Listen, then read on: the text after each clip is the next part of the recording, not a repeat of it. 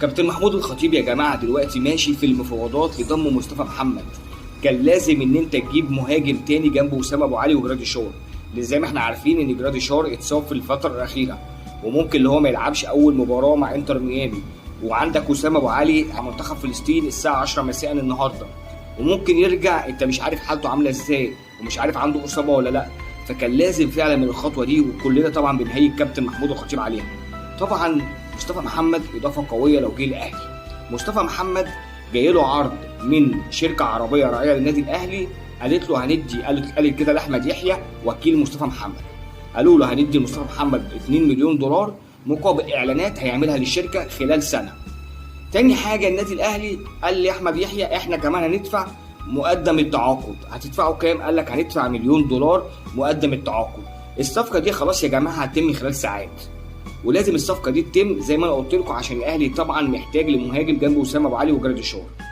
في ناس تانية تقول لك ايه، حرام ندفع كل الدولارات ديت نوفرها، نجيب مين؟ قال لك نجيب يوسف سيليتش او نجيب اسامه فيصل. مفيش مشكله، مصطفى محمد جه او يوسف سيليتش او اسامه فيصل، الثلاثه كويسين، وكل دوت احنا بندور على مصلحه الفريق، بندور ان النادي الاهلي يحقق لقب في البطوله ديت يا جماعه، بندور ان النادي الاهلي يعني يعتبر اكبر نادي في الشرق الاوسط وافريقيا، لازم يحقق لقب في البطوله ديت، العالم كله بيتفرج على النادي الاهلي.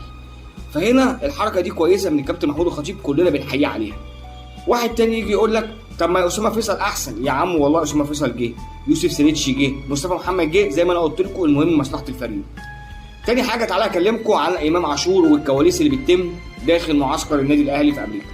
كل الناس وخاصه امام عاشور بيكتموا في اوضه زيزو يا جماعه وضح ان هو مش متوقع ان هو يلاقي الحب ده كله من لعيبه النادي الاهلي واعضاء مجلس الاداره. الاستاذ خالد مرتجي يعني رحب بزيزو، الاستاذ الضماطي رحب بزيزو، الاستاذ سراج رحب بزيزو، كل اعضاء مجلس الاداره رحبوا بزيزو واكنه واحد منهم، اكنه كان يعني معاهم من قيمه اسبوع. امام عاشور على طول ضحك وهزار في اوضه زيزو. في حاله من الالفه مع زيزو، ودخل المود بسرعه وانسجم مع الفريق، قال لهم انا حاسس ان انا يعني كنت معاكم بقالي سنين.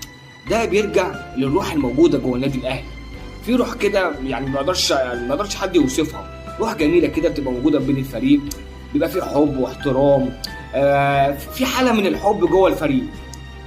امام عاشور في لقائه مع سيف زاهر، يعني سيف زاهر بيساله يعني البطوله دي متوقع النادي الاهلي يعمل فيها ايه؟ امام عاشور رد عليه بكل جراءه وبكل ثقه وطموح، خلي بالكم مش غرور. قال له لا النادي الاهلي هنحقق لقب في البطوله ديت. قال له يا امام انت هتلعب قدام فرقه تقيله، قال له مفيش مشكله، احنا برضو جماد، احنا برضو اقوياء.